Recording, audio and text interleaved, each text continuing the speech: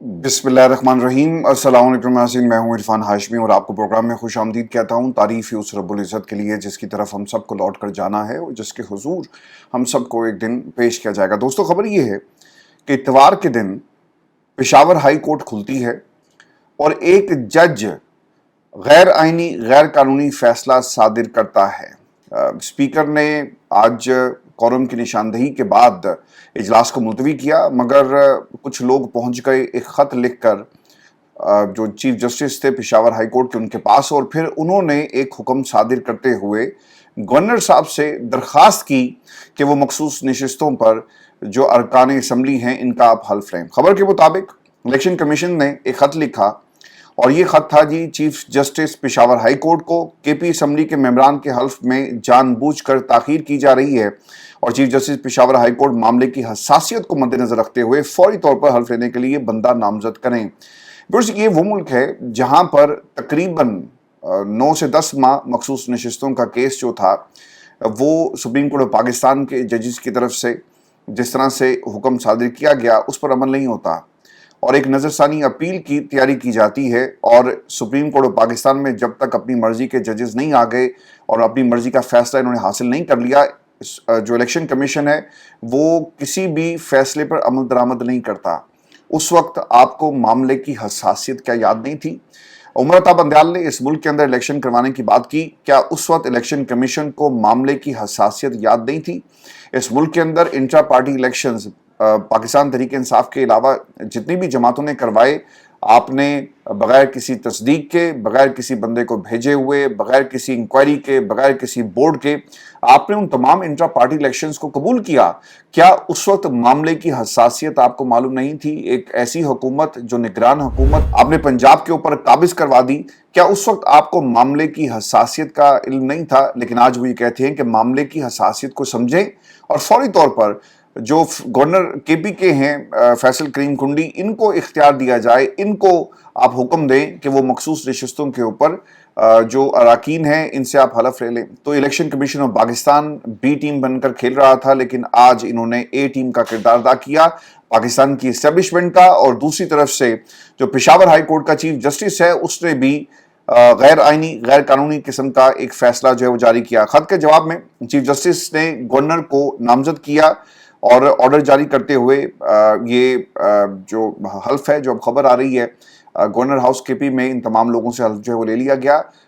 ये सिर्फ एक मवेशी मंडी है जहां पर भेड़ बकरियों की तरह इन लोगों को लाया जाएगा और किसी एक को फायदा पहुंचाने के लिए, पाकिस्तान की सबसे बड़ी कुर्सी पर बिठाने के लिए ये सब तैयारियां की जा रही हैं। व्यूअर्स, पाकिस्तान तहरीक इंसाफ का रद्द-ए-अमल इसके ऊपर आया और उसमें उन्होंने कहा कि खत के जरिए अदालती अहकामात जारी नहीं किए जा सकते, ये आईनी अमल का मजाक उड़ाने के मुतरादिफ है।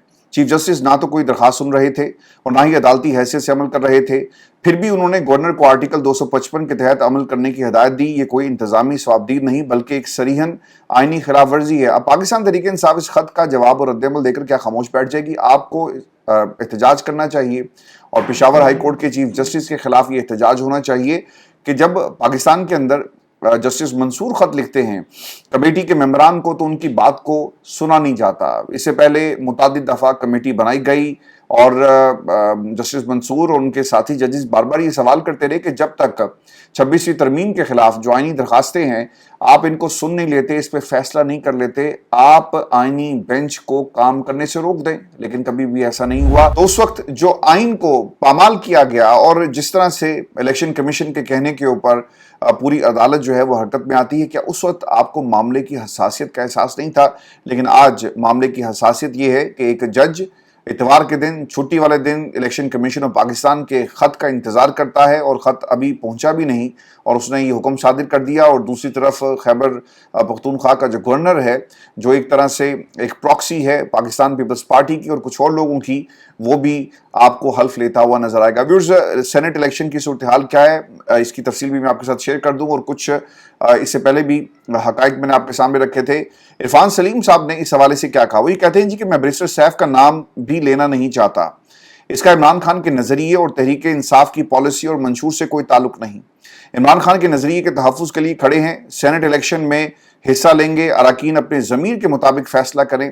ہماری پارٹی ان سیاسی جماعتوں کو سینٹ انتخابات میں سپورٹ کر رہی ہے جنہوں نے 26ویں آئینی ترمیم منظور کی اور اب انہیں سینٹ میں 2/3 اکثریت دے کر 27ویں ترمیم لانے کی راہ ہموار کی جا رہی ہے۔ یہ 27ویں ترمیم کیسے آئے گی؟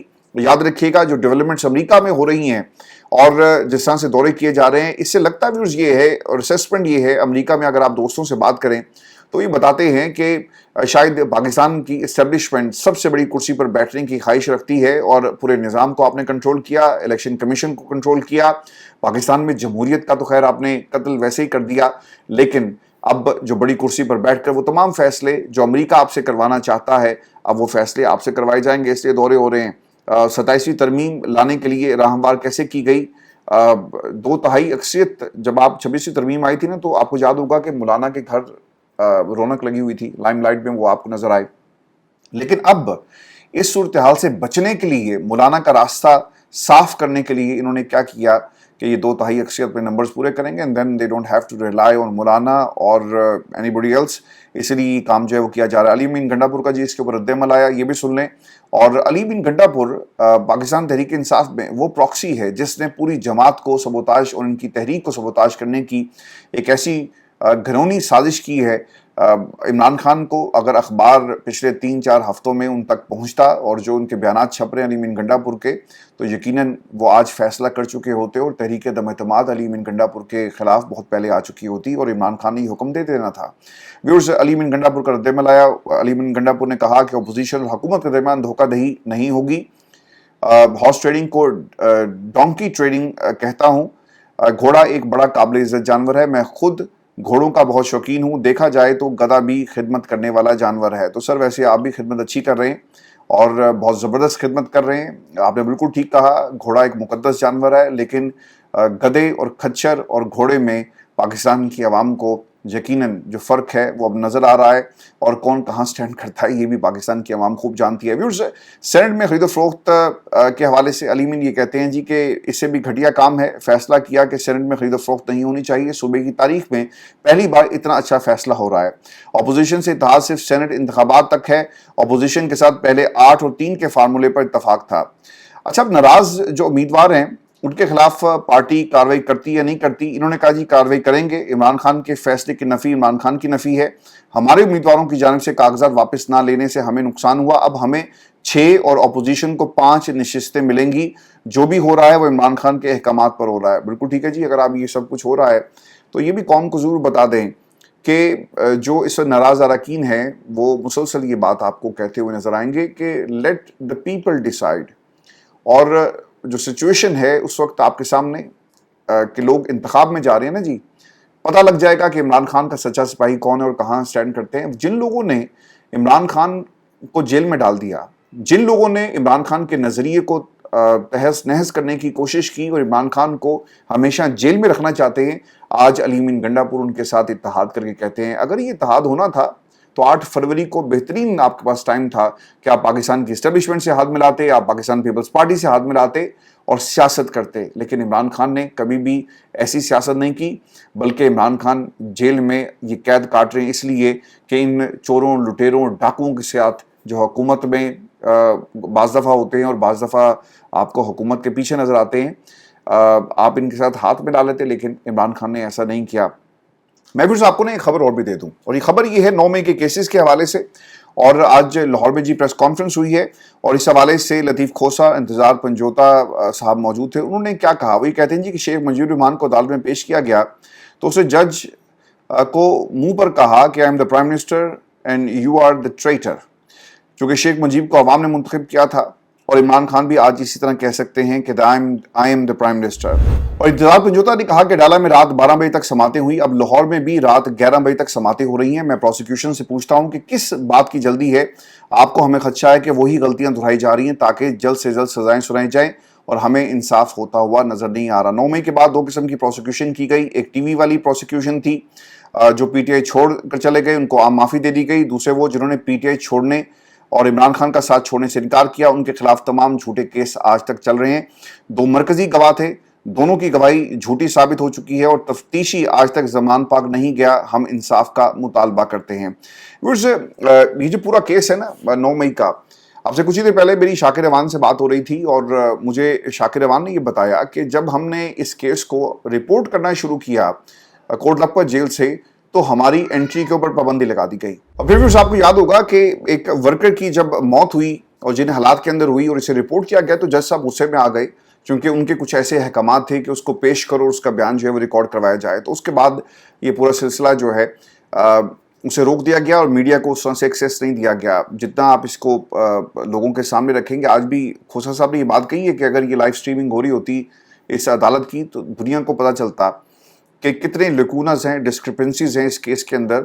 और लेकिन इसके बावजूद 9 मई के जो मुल्ज़मान हैं उनको सज़ा देने के लिए ये अदालत बैठी हुई है। एक लिखा लिखाया फैसला आएगा और उसे पढ़कर एक जज साहब जो है सुना देंगे। तो लाहौर में जी एक और भी खबर मैं आपके साथ शेयर कर दूं। पूरा लाहौर सड़कों पर निकला, कनाल रोड के ऊपर लोगों की एक बड़ी तादाद, उन्होंने इजहार यकजहती किया है इमरान खान के साथ, और इमरान खान की रिहाई के लिए इस रैली का एहतमाम किया गया। अगर आप वो विजुअल्स देखें तो बहुत सारे लोग आपको नज़र आएंगे, हद्दे नज़र लोगों की एक बड़ी तादाद आपको नज़र आती है। तो लाहौर में इस किस्म की रैलीज़, अगर ये फ्लैश प्रोटेस्ट जिसका एहतमाम जो स्ट्रेटजी के तहत किया जा रहा है, अगर इससे पहले यानी आपके पास एक बरस था, अगर आप ये करते तो आज पाकिस्तान तहरीक इंसाफ, जिसे लाहौर में एहतजाज के लिए मौके की तलाश होती है और पुलिस जब भी ये एहतजाज करते हैं पुलिस पहुंच जाती है, तो शायद इस किस्म की सूरत हाल का आपको सामना ना करना पड़ता। और ये उन लोगों की वजह से है जिन्होंने पाकिस्तान तहरीक इंसाफ को इस मकाम पर पहुंचा दिया। आज अगर अली मीन गंडापुर कहता है ना कि हमने अपोजिशन के साथ इस हद तक इत्तेहाद कर रहे हैं, तो फिर आप पाकिस्तान की इस्टेब्लिशमेंट की बात मान लें। आप क्यों पाकिस्तान में ये तहरीक और ये इनकलाब की बात करते हैं? अली बिन गंडापुर ने साबित किया कि वो बहुत बड़ा रॉन्ग नंबर है। और पंजाब में जो लोग आपको इस वक्त नजर नहीं आ रहे ना, जो खामोश थे, ये भी रॉन्ग नंबर्स हैं। और पूरी की पूरी असम्बली जो इमरान खान के नजरिए को, इमरान खान के बयानिए को, इमरान खान को बेच कर बैठे हुए हैं और माइनस करने की कोशिशों में लगे हुए हैं।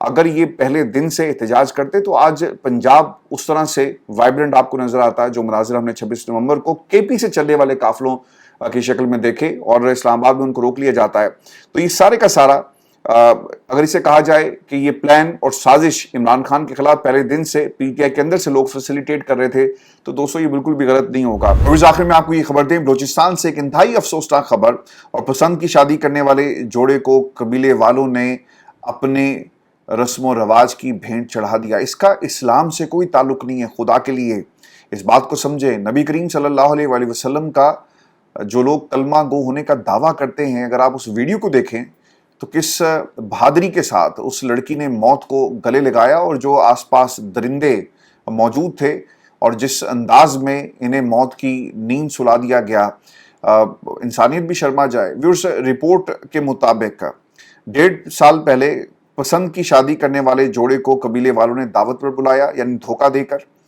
और खाने के लिए नहीं था ये दावतनामा, ये कोई उनको इज्जत देने के लिए नहीं बुलाया गया था, बल्कि मौत के सुपुर्द करने के लिए उनको इलाके में बुलाया जाता है।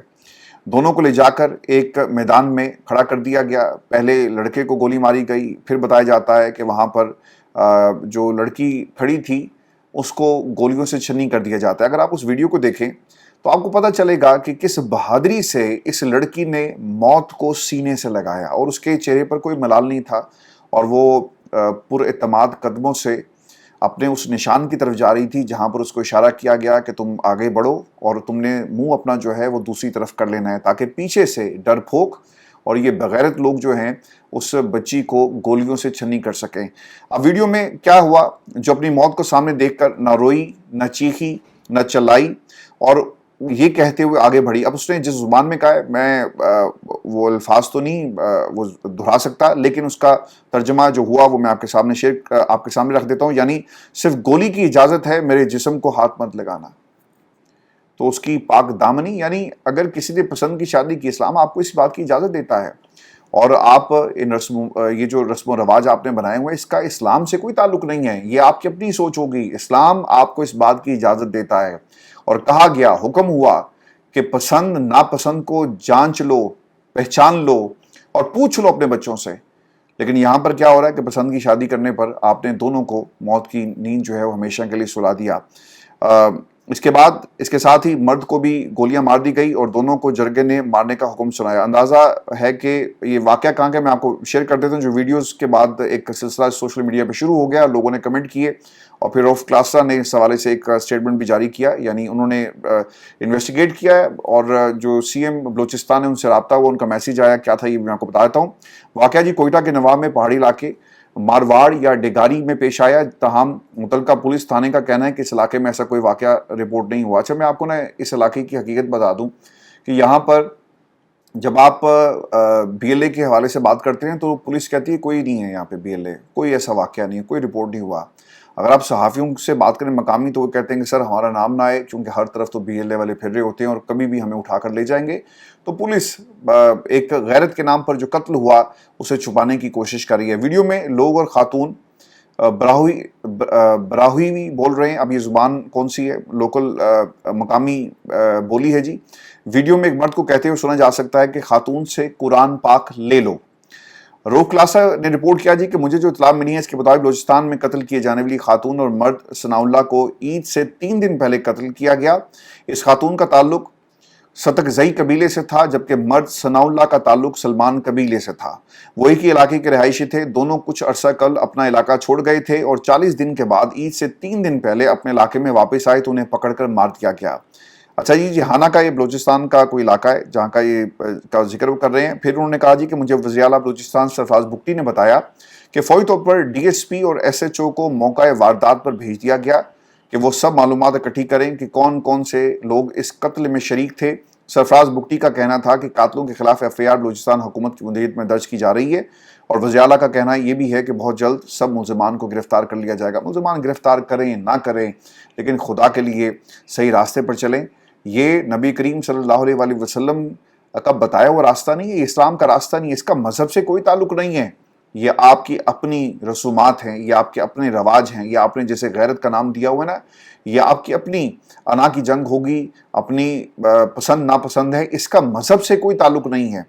नबी करीम सल्लल्लाहु अलैहि वसल्लम का मैं बार बार इसलिए हवाला दे रहा हूँ कि नबी का कलमा पढ़ने वाले, नबी का कलमा गो होने वाले ये काम नहीं कर सकते। ये दरिंदगी है, ये हैवानियत है, इसका इस्लाम से कोई ताल्लुक नहीं है। अगर आप उस बच्ची के उस वीडियो को देखें ना, मैं चला नहीं सकता, कॉपीराइट्स का मसला भी है और फिर उसके अंदर बहुत सारा ग्राफिक का कंटेंट है, सारे ग्राफिक कंटेंट है जी।